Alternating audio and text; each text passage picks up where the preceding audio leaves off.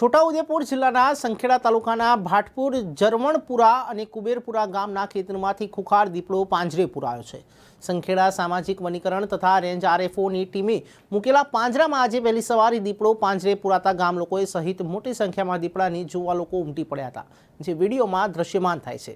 ખુખાર દીપડો પાંજરે પુરાતા વિસ્તારના લોકોએ રાહતનો શ્વાસ લીધો હતો, ત્યારે પાંજરે પુરાયેલ દીપડાને વનીકરણ વિભાગ દ્વારા સુરક્ષિત જગ્યાએ લઈ જવામાં આવ્યો હતો।